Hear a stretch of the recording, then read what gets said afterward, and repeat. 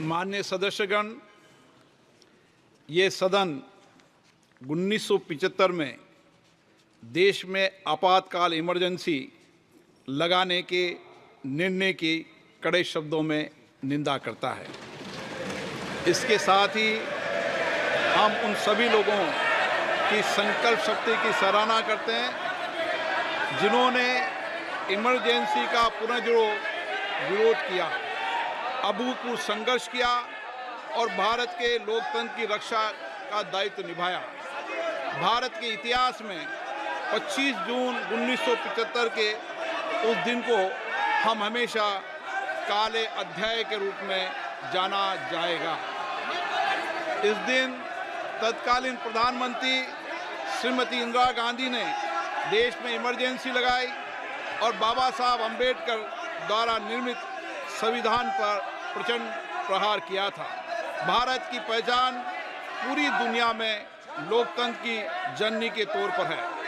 भारत में हमेशा लोकतांत्रिक मूल्यों और वाद संवाद का समर्थन हुआ, हमेशा लोकतांत्रिक मूल्यों की सुरक्षा की, उन्हें हमेशा प्रोत्साहित किया गया। ऐसे भारत पर श्रीमती इंदिरा गांधी द्वारा तानाशाही थोप दी गई, भारत के लोकतांत्रिक मूल्यों को कुचला गया और अभिव्यक्ति की आज़ादी का गला घोटा गया। इमरजेंसी के दौरान भारत के नागरिकों के अधिकार नष्ट कर दिए गए, नागरिकों से उनकी आज़ादी छीन ली गई। ये वह दौर था जब विपक्षी नेताओं को जेल में बंद कर दिया गया, पूरे देश को जेल खाना बना दिया गया। तब की तानाशाही सरकार ने मीडिया पर अनेक पाबंदियां लगा दी गई थी, न्यायपालिका की स्वतंत्रता पर अंकुश लगा दिया गया था। इमरजेंसी का वह समय हमारे देश के इतिहास में अन्याय काल का एक काला खंड था। आपातकाल इमरजेंसी लगाने के बाद उस समय कांग्रेस सरकार ने कई ऐसे निर्णय किए जिन्होंने हमारे संविधान की भावनाओं को कुचलने का काम किया। क्रूर और निर्दयी maintenance of internal secretary act Misa में बदलाव करके कांग्रेस पार्टी ये सुनिश्चित किया कि हमारी अदालतें मीसा के तहत गिरफ्तार लोगों को न्याय नहीं दे पाए। मीडिया को सच लिखने से रोकने के लिए parliament president production of publication refill act, press council refill act और prevention of publication of objectional matter act लाए गए।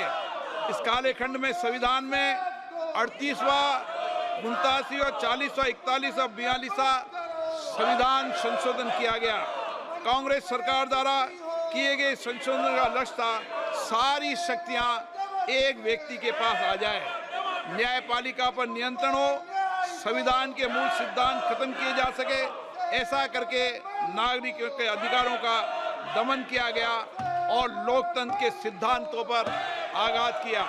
इतना ही नहीं, तत्कालीन प्रधानमंत्री श्री इंदिरा गांधी ने कमिटेड ब्यूरोक्रेसी और कमिटेड जुडिशरी की बात कही, जो उनकी लोकतंत्र विरोधी रवैये का एक उदाहरण है।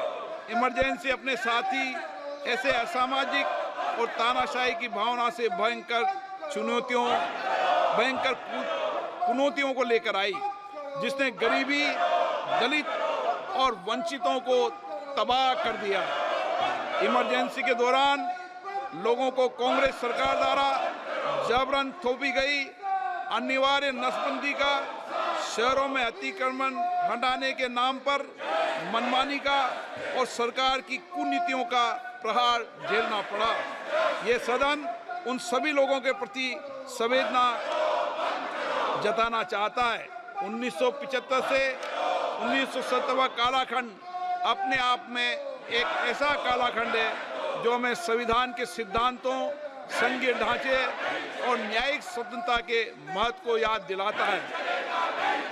ये कालखंड हमें याद दिलाता है कैसे उस समय हम सभी पर हमला किया गया, क्योंकि जिनकी रक्षा आवश्यक है। ऐसे समय में जब आपातकालीन इमरजेंसी के 50वें वर्ष में हम प्रवेश कर रहे हैं, ये 18वीं लोकसभा बाबा साहब अंबेडकर द्वारा निर्मित संविधान को बनाए रखने, इसकी रक्षा करने और इसे संरक्षित रखने की अपनी प्रतिबद्धता को दोहराती है। हम भारत में लोकतंत्र के सिद्धांत, देश में कानून का शासन और शक्तियों का विकेंद्रीकरण अक्षुण्ण रखने के लिए प्रतिबद्ध हैं। हम संवैधानिक संस्थाओं में भारत के लोगों की आस्था और उनके अभूतपूर्व संघर्ष, जिनके कारण इमरजेंसी का अंत हुआ और एक बार फिर संवैधानिक शासन की स्थापना हुई, उनकी सराहना करते हैं। 1975 में आज 26 जून के दिन ही देश इमरजेंसी की क्रूर सच्चाइयों का सामना करते हुए उठा था। 1975 में आज ही के दिन कैबिनेट ने इमरजेंसी का पोस्ट फैक्टो रेक्टिफिकेशन किया था। इस तानाशाही और असंवैधानिक निर्णय पर मोहर लगाई थी।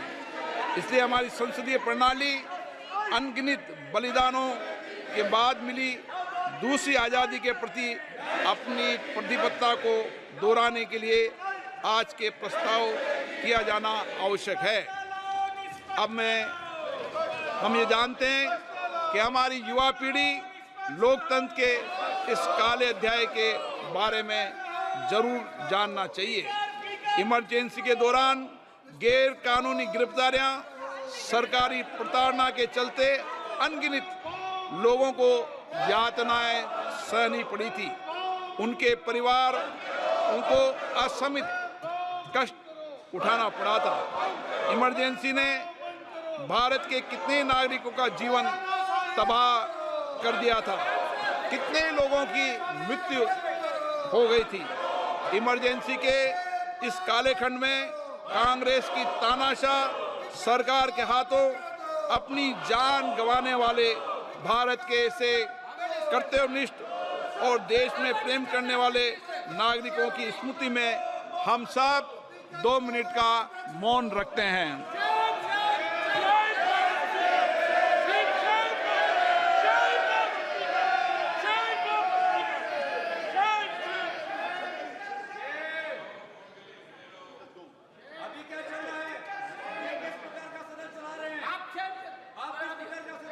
ओम शांति।